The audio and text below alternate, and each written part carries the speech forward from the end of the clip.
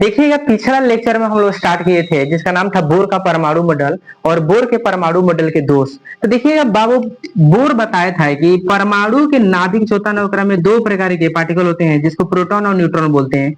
इसके चारों तरफ ही वृत्ताकार रास्ता होता है जिस पर इलेक्ट्रॉन चक्कर लगाता रहता है। इस दो ऑर्बिट का जो बीच का ये जो जगह होता है इसको हम लोग सबसेल बोलते हैं। इसमें भी इलेक्ट्रॉन पाया जाता है। अब बाबू इसमें इलेक्ट्रॉन जो पाया जाता है यह किस स्थिति में रहता है, कैसे रहता है, किधर गति करता है, किस प्रभाव में रहता है, इसका कंडीशन क्या है, इसके बारे में पता जब लगाया गया तो पता चला कि ये इसमें छोटा छोटा डब्बा होता है। ये छोटा छोटा डब्बा में ही जिसको ब्लॉक कहा जाता है और इसी छोटे छोटे ब्लॉक में इलेक्ट्रॉन चक्कर लगाता रहता है। बाद में इस छोटे छोटे ब्लॉक का नाम ऑर्बिटल रख दिया जाता है। तो बाबू हर सबसेल में ऑर्बिटल की संख्या अलग अलग होती है। इसी सबसेल में जो यह ब्लॉक पाया जाता है जिसको ऑर्बिटल कहा जाता है, इसी ब्लॉक में इलेक्ट्रॉन चक्कर लगाता रहता है। तो पहला जो सबसेल है उसका नाम है एस, दूसरा है पी, तीसरा है डी, चौथा है एफ। ये सारे सबसेल होते हैं और सारे सबसेल में ऑर्बिटल की संख्या जो होती है अलग अलग होती है, ब्लॉक की संख्या अलग अलग होती है। इसी को दर्शाने के लिए हम लोग पढ़ने जा रहे हैं जिसका नाम है energy level diagram. Energy level diagram. Energy level diagram को हम हिंदी में पढ़ेंगे ऊर्जा स्तर चित्र। ऊर्जा स्तर चित्र पढ़ेंगे। तो सबसेल में जो छोटे छोटे खंड होते हैं जिसमें इलेक्ट्रॉन जो होता है वह गति करता रहता है उसको हम बोलते हैं ऑर्बिटल। बाबू जैसे जैसे सेंटर से यानी नाभिक से सबसेल की दूरी बढ़ती जाती है वैसे वैसे ऑर्बिटल का संख्या घटता जाता है। तो सबसे नजदीक जो सबसेल होता है उसका नाम होता है एस, उसके बाद होता है पी, उसके बाद होता है डी और सबसे अंतिम जो सबसेल होता है उसका नाम है एफ सबसेल। इस प्रकार से पहला सबसेल यानी एस सबसेल में ऑर्बिटल मतलब होता है डब्बा यानी ब्लॉक जिसमें इलेक्ट्रॉन रह करके पूरा ऑर्बिट में यानी ऑर्बिटल में घूमता रहता है। तो इस प्रकार से पहला सबसेल में यानी एस सबसेल में जो ऑर्बिटल होता है उसकी संख्या 7 होता है जिसको हम लोग 1s 2s 3s 4s 5s 6s 7s से डिनोट करते हैं। जैसे ही दूसरा सबसेल आता है जिसका नाम है पी सबसेल तो उसमें एक ऑर्बिटल ना एस ऑर्बिटल से कम हो जाता है। तो यहाँ पर हम लोग स्टार्ट करेंगे 2p क्योंकि एस ऑर्बिटल का एस सबसेल के बाद पी ऑर्बिटल आता है। तो यहाँ पर जाएगा 2p, यहाँ पर जाएगा 3p, यहाँ पर जाएगा 4p, यहाँ पर जाएगा 5p, यहाँ पर जाएगा 6p, यहाँ पर जाएगा 7p। उसके बाद से p सबसेल के बाद डी सबसेल आता है। अब डी सबसेल में ना पी सबसेल की तुलना में ऑर्बिटल की संख्या कम हो जाएगा। तो एकरा में 7 गो था, एकरा में 6 हो गया। अब एकरा में 7 गो था, एकरा में 6 गो हो गया और एकरा में 5 हो जाएगा। तो यहाँ से हम स्टार्ट करेंगे 3। अब पी के बाद क्या होता है डी, तो यहाँ पर लिख देंगे 3d, यहाँ पर लिख देंगे 4d, यहाँ पे लिख देंगे 5d, यहाँ पे लिख देंगे 6d, यहाँ पे लिख देंगे 7d।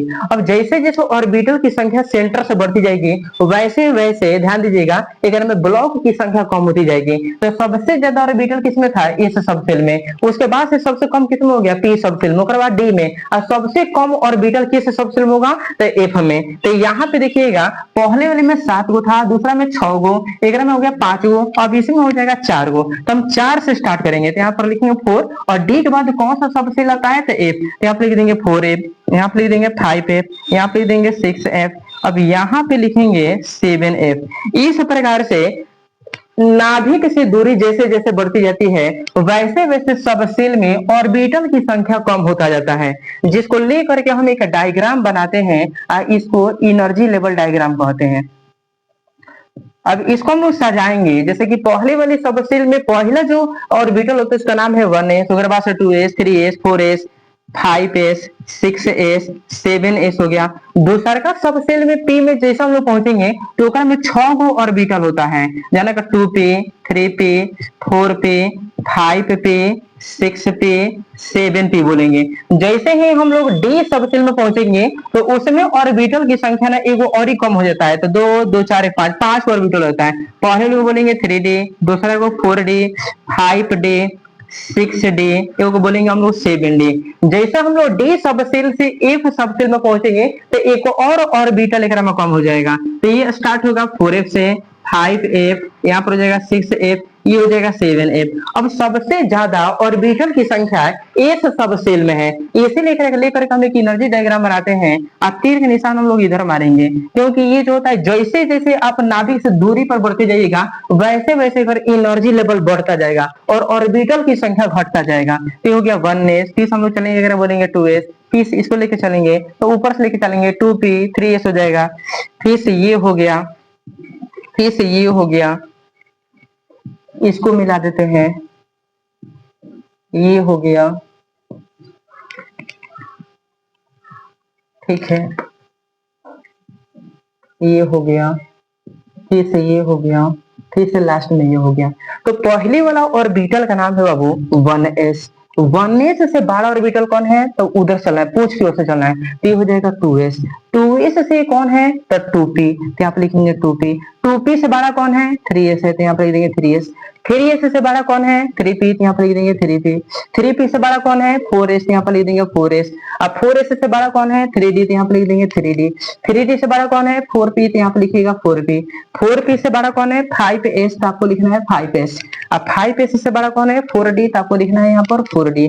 ऐसे बढ़ता रहेगा, ये हो जाएगा 5p। 5p से बड़ा कौन सा है तो 6s है, तो आपको लिखना है 6s।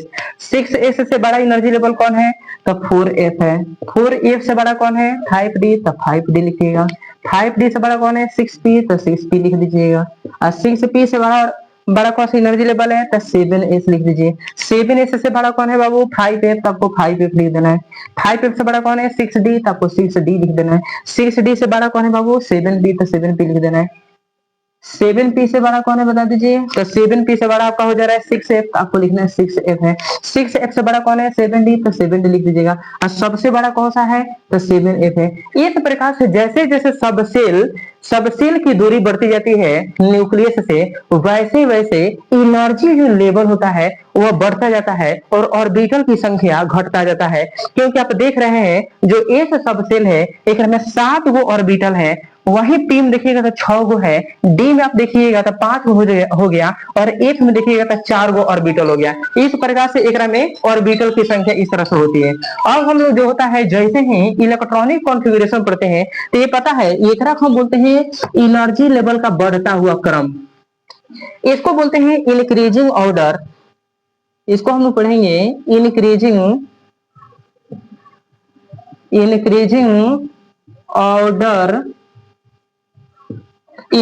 Order of energy level. Increasing order of energy level का मतलब हो गया कि ऊर्जा स्तर का बढ़ता हुआ क्रम। जैसे जैसे नाभिक से कर दूरी बढ़ती जाएगी वैसे वैसे ऊर्जा लेवल भी बढ़ता जाएगा, लेकिन ऑर्बिटल की संख्या घटता जाएगा, तो इसको ऊर्जा स्तर कहा जाता है। और इस चित्र को हम लोग बोलते हैं एनर्जी लेवल डायग्राम। इसका प्रयोग करके हम लोग किसी भी एलिमेंट का इलेक्ट्रॉनिक कॉन्फ़िगरेशन निकालते हैं। चलिए इलेक्ट्रॉनिक कॉन्फ़िगरेशन थोड़ा सा हम लोग सीख लेते हैं। तो देखिएगा इलेक्ट्रॉनिक कॉन्फ़िगरेशन सीखने के लिए पहले टाइटल डाल लेते हैं electronic configuration. Electronic configuration shortcut में इसको हम पढ़ेंगे इसी, हिंदी में इसको हम पढ़ेंगे इलेक्ट्रॉनिक विन्यास। इलेक्ट्रॉनिक विन्यास का मतलब होता है बाबू अलग अलग सब सेल में जब इलेक्ट्रॉन को बांट दिया जाता है तो इस बांटने की प्रक्रिया को इलेक्ट्रॉनिक कॉन्फ़िगरेशन कहा जाता है। जैसे इमेजिंग कर लीजिए एस सब सेल पर कब इलेक्ट्रॉन होता है तो 2 गो, पी पर कब होता है तो 6 गो, डी पर कब होता है तो 10 गो, एफ पर कब होता है तो 14 गो। इसका ट्रिक बताए थे वैल्यू निकालने के लिए 2n²। जैसे यहाँ पर n का वैल्यू जैसे ही 1 रखिएगा तो 1 स्क्वायरिंग 1 का 1 में 2 गुना करिए तो 2 हो जाएगा, 2 रखिए तो 2 की स्क्वायरिंग 4, यहाँ पर हो जाएगा 1 रखिएगा तो यहाँ पर 2 हो जाएगा, यहाँ पर जैसे ही 2 रखिए 2 की स्क्वायरिंग 4 4 गुना 8 हो जाएगा। नहीं ये फॉर्मूला नहीं था, ये वाला फॉर्मूला था 2 कोस में 12 प्लस के 1 था। इसमें क्योंकि ये सब सेल है ये सबसेल है और वो ऑर्बिट था, तो सबसेल में निकालने के लिए था। तो जैसे यहाँ पर 0 रखिएगा तो 2 हो जाएगा, 1 रखिएगा तो 6 हो जाएगा, 2 रखिएगा तो 10 हो जाएगा, 3 रखिएगा तो 14 हो जाएगा। तो इस प्रकार से इस सबसेल में 2 गो इलेक्ट्रॉन, पी में 6 गो, डी पर 10 गो और एफ पर 14 गो इलेक्ट्रॉन होता है। जैसे एग्जाम्पल में पहला देख लीजिएगा, हाइड्रोजन का परमाणु संख्या 1 होता है। हम इसका इलेक्ट्रॉनिक विन्यास निकालेंगे तो पहला हमारा होता है 1s, तो यहाँ पर लिख देंगे 1s। बाबू इसका मतलब होता है कि एस सबसेल पर खूब ज्यादा इलेक्ट्रॉन रहेगा तो 2 इलेक्ट्रॉन रहेगा, इससे ज्यादा इलेक्ट्रॉन नहीं रहता है। टी पर खूब ज्यादा इलेक्ट्रॉन रहा सकता है तो 6 इलेक्ट्रॉन रहेगा, उससे ज्यादा इलेक्ट्रॉन नहीं रखा जाएगा। डी पर खूब ज्यादा रहेगा तो 10 इलेक्ट्रॉन रहेगा, उससे ज्यादा इलेक्ट्रॉन रहेगा, ओकरा से कम रखा जा सकता है, ज्यादा नहीं रखाएगा। एफ सबसेल पर 14 इलेक्ट्रॉन खूब ज्यादा रखेगा तो 14, ओकरा से कम हो सकता है, ज्यादा नहीं रखाएगा। अब हाइड्रोजन का परमाणु संख्या 1 है, तो यहाँ पर 1s जैसे ही हम लिखेंगे तो बताइए एस पर 2 गो इलेक्ट्रॉन होता है, तो हम डायरेक्टली 2 तो लिखेंगे नहीं, क्योंकि 2 लिखेंगे तो हाइड्रोजन का परमाणु संख्या 1 से ज्यादा हो गया, इसीलिए 2 अधिकतम होता है लेकिन 1 को रखा जा सकता है, तो इसलिए हम लिखेंगे 1s1। दूसरा देखिएगा, यहाँ देखिएगा हीलियम, हीलियम का होता है परमाणु संख्या 2, तो इसका इलेक्ट्रॉनिक विन्यास निकालना है तो पहले हम लिखेंगे 1s, तो यहाँ पे लिखेंगे बाबू 1s, एस पर 2 इलेक्ट्रॉन होते हैं, क्या यहाँ पर 2 रखा जा सकता है, परमाणु संख्या 2 है, हाँ 2 रखा जा सकता है। यहाँ पे देखिएगा 3 नंबर में जैसे हम लिथियम Li3 करेंगे तो पहला हम लोग का है ट्रिक जो है 1s है, तो 1s रखेंगे। अब देखिए परमाणु संख्या 3 है, तो क्या यहाँ पर हम 3 रख दे, नहीं, ओके क्यों नहीं रखेंगे 3, क्योंकि s पर 2 इलेक्ट्रॉन होता है, 2 को ज्यादा इलेक्ट्रॉन नहीं होता है, इसलिए हम यहाँ पर 2 रखेंगे। अब कहिएगा 2 रखने से तेकर का पूरा हुआ नहीं इलेक्ट्रॉन, तो जब वो पूरा नहीं हुआ तो 1s के बाद अगला स्टेप पहुंचेंगे जिसका नाम है 2s। तो यहाँ पर जैसे ही 2s रखेंगे तो कब इलेक्ट्रॉन कमी हो रहा है, 3 को है, 2 हो चुका है, तो 1 कमी है तो 1 रख देंगे, क्योंकि s पर खूब ज्यादा इलेक्ट्रॉन रहेगा तो 2 इलेक्ट्रॉन रहेगा तो 1 तो रखा जा सकता है। तीसरा के बाद चौथा देखिएगा, अगर हम कह दे बेरिलियम में Be4, तो Be4 रख दीजिएगा, तो पहला हम लोग का कॉन्सेप्ट है 1s, तो यहाँ पर रख देंगे 1s। एस पर 2 इलेक्ट्रॉन तो रखा जा सकता है क्योंकि यहाँ पर 4 पुराना है। 1s के बाद क्या आता है, 2s आता है, तो यहाँ पर आपको लिखना है 2s, और 2s जैसे आप लिख दीजिएगा तो बताइए यहाँ पर 4 पुराना है, तो एस पर तो कोई इलेक्ट्रॉन 2 तो 2 कितना हो गया, 4 हो गया, कंप्लीट हो गया। पांचवा देखिएगा, अगर हम बोरॉन कह दे B5, तो बोरॉन 5 कह देंगे, तो यहाँ पर बताइए 5 तक जाना है, तो पहला क्या है 1s। अब एक बार एस पर 5 इलेक्ट्रॉन रखेंगे नहीं, क्योंकि एस पर जो होता है 2 इलेक्ट्रॉन होता है, तो 2 रख दिए। अब इसके बाद से देखिएगा ये पूरा 5 नहीं हुआ, तो 1s के बाद क्या होता है 2s होता है, तो हम रख देंगे 2s, और 2s रखेंगे ना तो एस पर कोई इलेक्ट्रॉन होता है 2 होता है, तभी 4 ही हुआ, तो अगला स्टेप पर जाएंगे जिसका नाम क्या है 2p, तो यहाँ पर रख देंगे 2p। p पर खूब ज्यादा इलेक्ट्रॉन रहेगा, 6 इलेक्ट्रॉन रहेगा, 1 2 3 4 5 भी हो सकता है, तो कब कमी हो रहा है, 2 2 4, 4 में क्या जोड़ेंगे 5 आ जाएगा, तो यहाँ पर 1, तो p पर 1 इलेक्ट्रॉन रह जाएगा। आगे देखिएगा, ऐसे ही अगर हम निकालें, जैसे मान लेते हैं कि सोडियम निकाले Na11 का निकाल लेते हैं, तो पहला हम लोग कॉन्सेप्ट है 1s, यहाँ पर लिख देंगे 1s, 2। अब देखिएगा अगला है 2s, यहाँ पर रख देंगे 2s, 2 यहाँ पर लिख देंगे 2p, यहाँ पर रख देंगे 2p फॉर्मूला में। अब देखिएगा ये 2 2 4 हो गया, 4 हो गया। अब p पर कौन रह सकता है, 6 को, तो 6 को डाल दिए, तो 4 और 6 10 हो गया, लेकिन क्या यहाँ पर अभी भी 11 कंप्लीट हुआ नहीं, तो 2p के अगला स्टेप में पहुंचेगा, तो अगला स्टेप क्या है 3s, यहाँ पर रख देंगे 3s। एस पर खूब ज्यादा इलेक्ट्रॉन रहेगा तो 2 रहेगा, 1 भी रह सकता है, तो यहाँ पर 1 लिख देंगे। तो यह सोडियम का इलेक्ट्रॉनिक विन्यास हो गया। अगर हमको आर्गन Ar18 का इलेक्ट्रॉनिक विन्यास निकालना होता तो हम लोग पहला कॉन्सेप्ट अप्लाई कर देते 1s, यहाँ पर देंगे 1s, इस पर कौन इलेक्ट्रॉन 2 गो। आगे है 2s, यहाँ पर रख देंगे बाबू 2s, और इस पर कौन इलेक्ट्रॉन 2 गो, तो 2 गो रख देंगे। आगे है 2p, यहाँ पर रख देंगे 2p, p पर कौन इलेक्ट्रॉन 6 गो। कहाँ तक पहुंचना है 18 तक, अभी 10 तक हुआ। आगे देखिए 3s, तो यहाँ पर रख देंगे 3s, इस पर कौन इलेक्ट्रॉन 2 गो। आगे लिखेंगे 3p, तो यहाँ पर रख देंगे 3p। देखिएगा इलेक्ट्रॉन हमको ना 18 को बनाना है, तो 2 2 4 4 6 10, 10 आ 2 12, 12 में क्या जोड़ेंगे 18 6, तो क्या p पर 6 इलेक्ट्रॉन रख सकता है, हाँ, तो यहाँ पर 6 रख देंगे। इस प्रकार से आर्गन का इलेक्ट्रॉनिक विन्यास पूरा तरह से कंप्लीट हो जाता है। बाबू आगे देखिएगा, अगर क्वेश्चन नंबर हम लोग 8 देखें, अगर हम कहा दे नहीं, क्रोमियम पहले लेते हैं, क्रोमियम Cr24, क्रोमियम Cr24 लेते हैं, तो इस कंसेप्ट के अनुसार क्रोमियम का जो इलेक्ट्रॉनिक विन्यास होगा वह होगा 1s, यहाँ पर डाल देंगे 1s, हमको 24 तक जाना है। आगे है 2s, यहाँ पर डाल देंगे 2s, यहाँ पर पावर 2 लिख देंगे। यहाँ पर 2p है, तो यहाँ पर लिख देंगे 2p, p पर कौन इलेक्ट्रॉन 6 गो। आगे 3s, यहाँ पर लिख दीजिएगा 3s, इस पर कौन इलेक्ट्रॉन 2 गो। आगे पहुंचेंगे 3p, तो 3p है, p पर इलेक्ट्रॉन का वो तो 6 गो। आगे होगा 4s, यहाँ पर लिख देंगे 4s, इस पर कौन इलेक्ट्रॉन 2 गो। अब देखिएगा कब इलेक्ट्रॉन पूरा हो चुका, तो 2 2 4 4 6 10, 10 2 12, 12 6 18, 18 2 20, हमको 24 लाना है, तो एक स्टेप और ही जाएंगे, तो 3d के पास पहुंचेंगे। तो 3d जैसे ही पहुंचेगा तो 4 इलेक्ट्रॉन की कमी था, तो डी पर हम 4 इलेक्ट्रॉन रख देंगे, क्योंकि डी पर खूब ज्यादा इलेक्ट्रॉन होता है तो 10 इलेक्ट्रॉन होता है, तो हम 4 इलेक्ट्रॉन तो रख ही सकते हैं, क्योंकि 10 को सबसे ज्यादा रहेगा तो 4 इलेक्ट्रॉन रख सकते हैं। हमारे अनुसार ये क्रोमियम का इलेक्ट्रॉनिक विन्यास पूरा तरह से सही है, लेकिन जब लैब में हुंड करके चेक करता है तो हुंड के द्वारा जब चेक किया जाता है ना, तो इसका इलेक्ट्रॉनिक विन्यास सही नहीं था, यह इलेक्ट्रॉनिक विन्यास पूरा तरह से गलत था। जब हुंड के बारे में गहरा रिसर्च करता है तो पता चलता है कि जाना जाना एलिमेंट के लास्ट में डी ऑर्बिटल आता है, यही सारे एलिमेंट में सारा कमियां देखने को मिला था। इसीलिए उन्होंने एक नियम बनाता है जिसको हुंड का नियम कहा जाता है। ये बोलता है कि डी पर 10 इलेक्ट्रॉन होता है, यदि डी पर 5 इलेक्ट्रॉन हो जाए या डी पर 10 इलेक्ट्रॉन हो जाए तो यह पहले की तुलना में ज्यादा स्थायी हो जाएगा। जैसे डी पर 5 इलेक्ट्रॉन हो जाए, मतलब डी पर 1 से 4 इलेक्ट्रॉन रहेगा तो यह अस्थायी नहीं होगा। अगर डी पर 5 इलेक्ट्रॉन हो जाएगा तो यह पहले की तुलना में ज्यादा स्थायी हो जाएगा। अच्छा, डी पर देखिएगा 10 इलेक्ट्रॉन न रह करके अगर डी पर 6 से लेकर 9 तक इलेक्ट्रॉन होता है, ये ज्यादा स्थायी नहीं होता है। वहीं डी पर अगर 10 इलेक्ट्रॉन होता है तो यह पहले वाले की तुलना में ज्यादा स्थायी हो जाता है।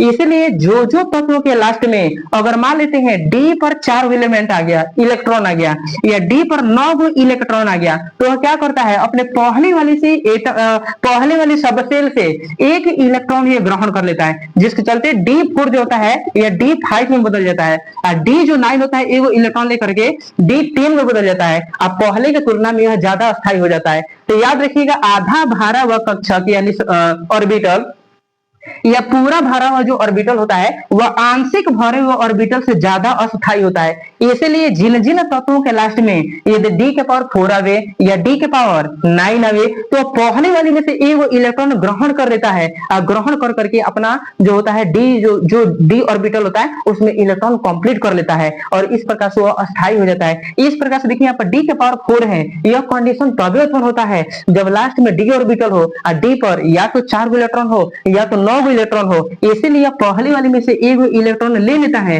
और लेने के बाद या तो यह डी पर 5 इलेक्ट्रॉन पूरा कर लेता है या तो डी पर यह 10 इलेक्ट्रॉन पूरा कर लेता है। और यह जब इलेक्ट्रॉन लेने के बाद ये अपना इलेक्ट्रॉन पूरा कर लेता है तब वह पहले वाले की तुलना में ज्यादा स्थायी हो जाता है। इसीलिए यह इलेक्ट्रॉनिक विन्यास को क्रोमियम का पूरे तरह से गलती है। इसका इलेक्ट्रॉनिक विन्यास निकाला हुआ था 1s2 2s2 2p6 3s2 3p 3p6 और 4s। यहाँ पर एक इलेक्ट्रॉन यहाँ दान में दे दिया था, यहाँ पर एक बच गया, यहाँ पर 3d के पावर कितना हो जाता है 5। यह पहले की तुलना में ज्यादा अस्थायी हो जाता है। इसीलिए क्रोमियम का इलेक्ट्रॉनिक विन्यास नीचे वाला सही है, ऊपर वाला गलत है। यह एक्सपेरिमेंट में सबसे पहले हुंड के द्वारा देखा गया था, इसी नियम को हुंड का नियम कहा गया था। अगर इस पर एक और एग्जाम्पल देख लीजिए, जैसे एग्जाम्पल में देखिएगा, इसको बताते हैं। अगर हम क्रोमियम की जगह पर हम कॉपर ले लें Cu29, तो कॉपर को ले लीजिएगा तो इसका इलेक्ट्रॉनिक विन्यास निकालिए, तो ये देखिएगा ये नियम कब काम करेगा, जब डी ऑर्बिटल लास्ट में होगा, और दूसरा डी पर या तो 4 इलेक्ट्रॉन होगा या तो डी पर 9 इलेक्ट्रॉन होगा। तो चूंकि आप जानते हैं जो 4 इलेक्ट्रॉन होता है जस्ट नजदीक होता है डी के पावर 5 यानी 5 इलेक्ट्रॉन, तो यह एक इलेक्ट्रॉन पहले वाली ऑर्बिटल से लेकर के ये पूरा तरह से स्थायी हो जाता है। और जब डी पर 5 इलेक्ट्रॉन हो जाए या चाहे डी पर 10 इलेक्ट्रॉन हो जाए तो वह पहले वाले की तुलना में ज्यादा स्थायी होता है। इसीलिए डी ऑर्बिटल वाले जो सबसेल होते हैं वह पहले वाले में से एक इलेक्ट्रॉन ले लेते हैं और अपना अष्टक पूरा कर लेते हैं, इलेक्ट्रॉन कंप्लीट कर लेते हैं। जैसे अगर हम कॉपर Cu29 की बात करें तो पहले है 1s, आप लिखिएगा 1s, यहाँ पर 2 इलेक्ट्रॉन, और 2s तो 2s, s पर 2 इलेक्ट्रॉन। उसके बाद होता है 2p, यहाँ पर लिख देंगे 2p, p पर 6 इलेक्ट्रॉन। उसके बाद होता है 3s, यहाँ पर लिख देंगे 3s, s पर 2 इलेक्ट्रॉन। उसके बाद होता है 3p, यहाँ पर लिख देंगे 3p, p पर 6 इलेक्ट्रॉन। उसके बाद होता है 4s, s पर 2 इलेक्ट्रॉन। उसके बाद होता है बाबू 3d।